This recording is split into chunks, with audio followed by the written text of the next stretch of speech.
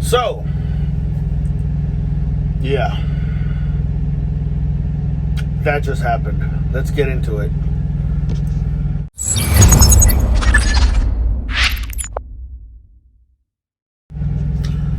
What's up, you guys? Welcome to the dang channel. Like, comment, subscribe, all that good stuff.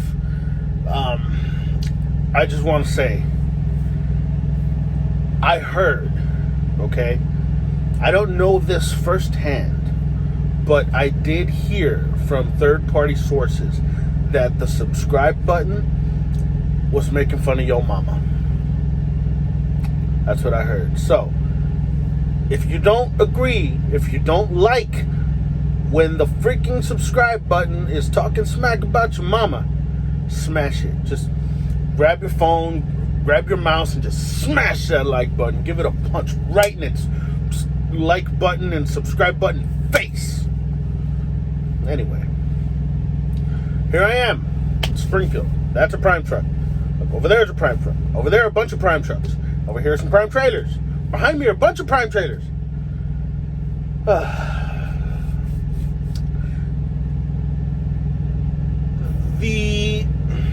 can I word this without getting canceled? The emotional damage is real. But it could have been worse. Let's get into it, okay? Let's go through this. I dropped off an empty... I'm traumatized. What can I say? I dropped off a loaded trailer in Mattoon, Illinois. And I picked up an empty trailer in Mattoon, Illinois. Made it as far as Effingham, reserved a parking spot, parked there for the night, went to sleep. La-di-da, all is good with the world. It's that perfect time of year where it's fresh enough outside, cool enough outside, to where I don't have to turn the APU on, but not so cold that I have to turn the bunk heater on. So I can just leave it on standby, and it just keeps the batteries charged. Perfect. It's perfect. Anyway, wake up the next morning, go inside, do my daily routine, brush the teethus. Yes, that's how you pronounce it. Teethus. Fight me. Okay? Brush the teethus, wash the face, put some water in my hairs, and come back out to the truck and do what I do. Okay? Now, before I get people jumping in the comments, I'm looking at you, JDQ. Yes, I pre-trip. You should pre-trip, okay? Well, I open up my hood, and lo and behold, there's a little bit of grease on one of my steer tires on the inside. I'm thinking, crap, I may have a bad wheel seal. I checked the hub oil level. It is a little low. Luckily, the guy next to me was also doing his pre-trip. He saw me looking, taking the little rubber cap off the hub oil, the hub seal, hub cap. And he's like, hey, buddy, you need some oil? I'm like, if you got some. I was about to go in there and buy some, but he's like, yeah, man, I got you. He busts out the little thing of Lucas, hub oil, and I put some hub oil in it, and, all is good with the world. Okay. So, at that point, it was just a little grease. But I had to drive from Effingham to Springfield. Along the way, I checked it, and it was getting worse. Crap. I didn't have any more hub oil. Crap. But it wasn't going down dramatically. When I got to Springfield, it was pretty low. So I parked it for the night, checked it the next morning, because I came into the yard. Well, I dropped my dirty trailer to get washed at the tank wash. Came into the yard and hung out here for the night. Didn't move the truck. The next morning, I look at my hub oil level, and it still had some in there, not a lot, but not enough to justify me going in. They don't have any hub oil here. I would have to go to parts, or it's not like you just walk into the company store and get a can of hub oil. So I'm like, you know what? I'm gonna take this to Freightliner. I did message Road Assist about it, and they gave me a reference number the night before.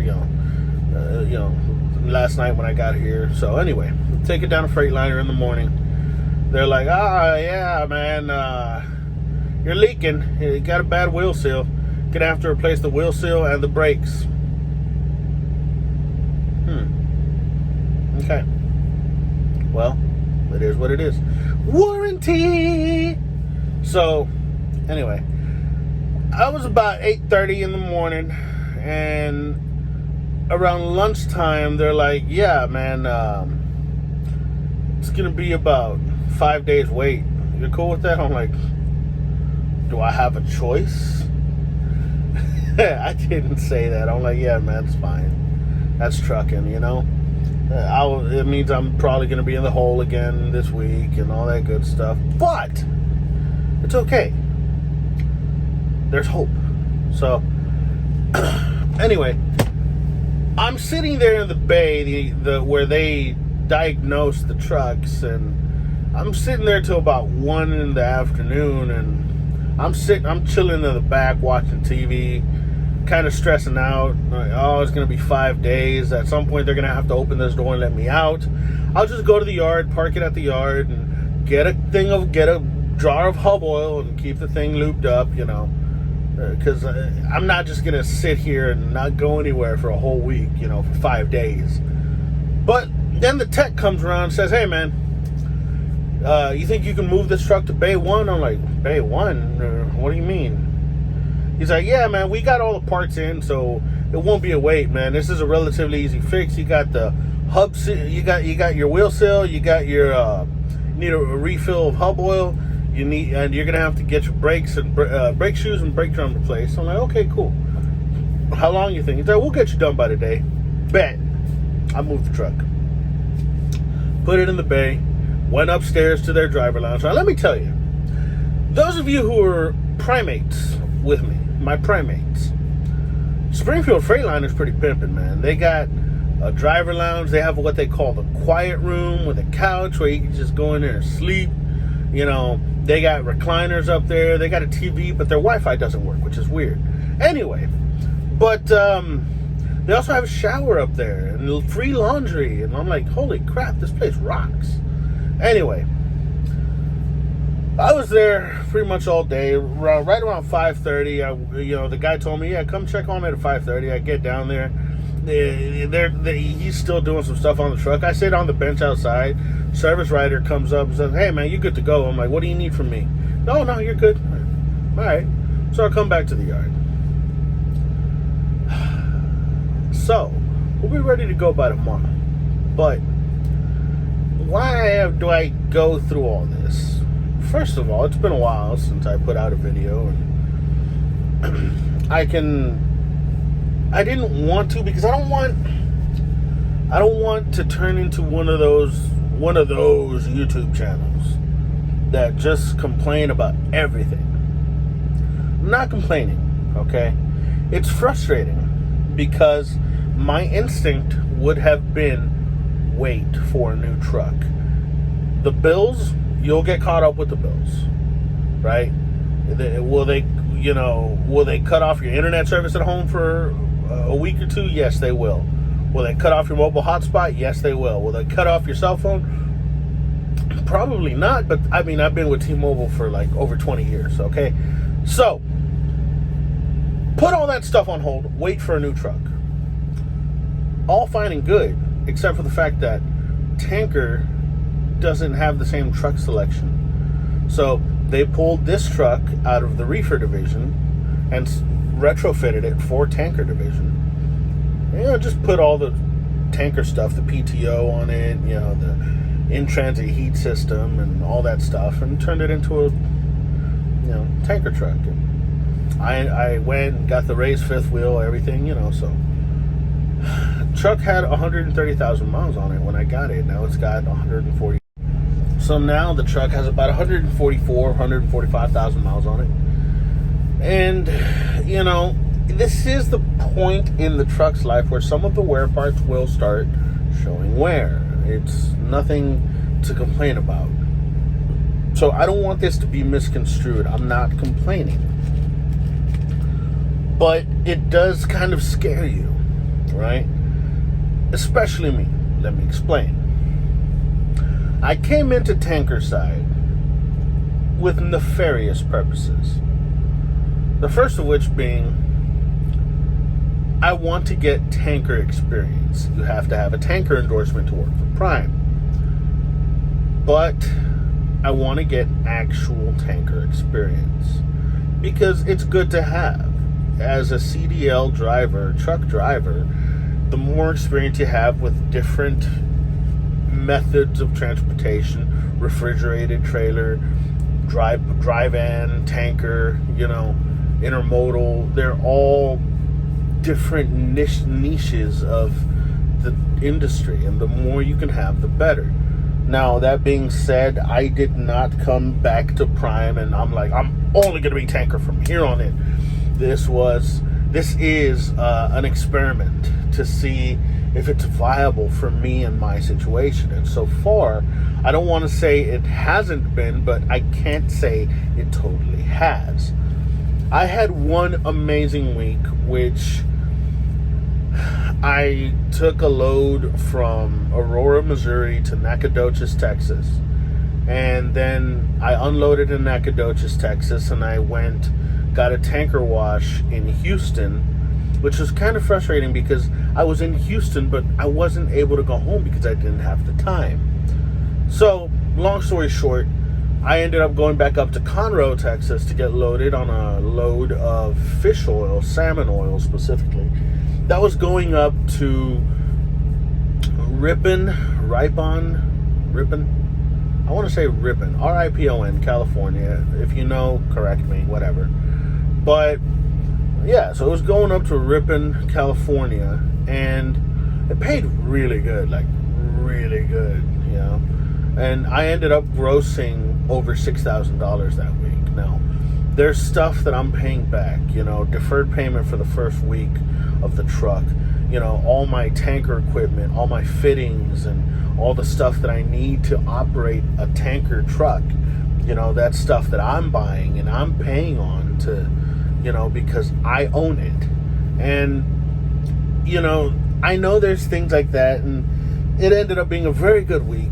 And usually when I was reefer, a good rule of thumb is about half of what you gross is what you take home. Well, not take home, but that's what goes into the business account. It was just a little under half, but there was extenuating circumstances, like I said. That being said, that's been the only week where I've been having what I would call good revenue.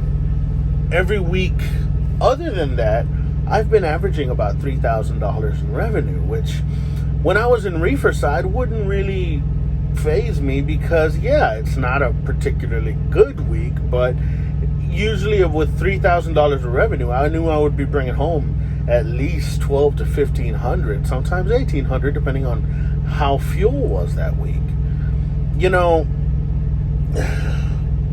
So with that revenue and the amounts of money that I have to pay back, it's not necessarily been the most lucrative decision I've made in my short trucking career.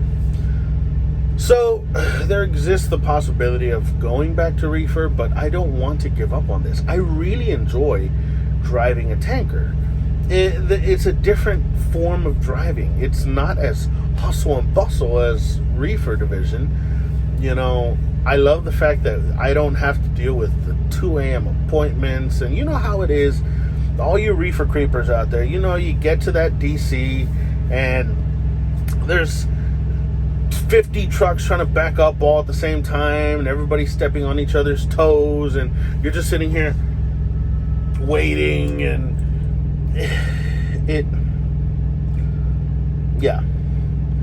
I don't miss that, but I have to operate this truck in a way that makes me money to do what I have to do at home. And the way it has been so far, it hasn't quite been that. That's not to say it won't. That just means it hasn't. In trucking, there's no absolutes, okay? There's no, I'm going to switch over tomorrow. The possibility does exist. I could switch over, But you don't do that, okay? You have a conversation with your fleet manager. That's what I'm going to do. I'm going to tell him, hey, man, I need my revenue to be between this much and this much per week. And if that can't happen, then we have to look at what the possibilities are, because if I'm not making the amount of money I need, then there's really no point in running with this division, you know. But I don't want all of that to be construed as, well, you know, GonZo's just complaining and everything is everybody else's fault. No. I took that California load, right? I took the load coming out of California. That's on me. But I want to be presented with the options to make the best decisions for my business, right? So, yeah. Because of that, I haven't been home since I came to orientation. So it's going on 2.5 months. 2 months. Almost 2.5. Maybe. I don't know. I don't even know what day it is. I'm just kidding. I know it's Sunday. 20th. Yeah, Sunday the 20th. But it's just kind of frustrating because you're out here doing the work and things don't line up all the time, you know? So, that being said, how do you reconcile that? And I have tanker friends, you know, who I know because they tell me how much they revenue, and I feel like that's where I need to be. I've only been tanker for maybe about just under a month, you know, so it's not, if you guys might not know, if you're not trucking, and especially with Prime, you might not know this, but there's a certain period of time where your fleet manager is kind of feeling out how you like to run and how you like to operate. I don't know if this could be a variation of that, where he's trying to figure out what makes my business tick and whatnot. So there's a lot of things to consider, but I don't want it to be, I don't want to get those comments, you know, like, well, you know, you're just complaining. It's not about that, okay? That being said, I'm here. The truck is good to roll. There's a couple of things I want to get done tomorrow before I head out. I need to pick up a couple of packages that I've ordered, which I will put on the next video. This is just a, hey, I'm still alive video. A couple of packages, a couple of things I ordered for the truck. I want to do one more thing to the truck before I leave, because tanker is good work. It's like if the scheduling of flatbed, but the laziness of reefer had a baby, you know? Anyway, there's a couple of things I want to do before I head out, but I will be heading out tomorrow most likely, unless they just can't find me a load, and I don't think that would be the case. I mean, it's Monday. That pet food still has to be produced, so yeah, I've rambled on long enough. That's it. I'm still alive. I love you guys. If you don't want that freaking subscribe button talking about your mama, go ahead and smash it. You know, punch it right in the face.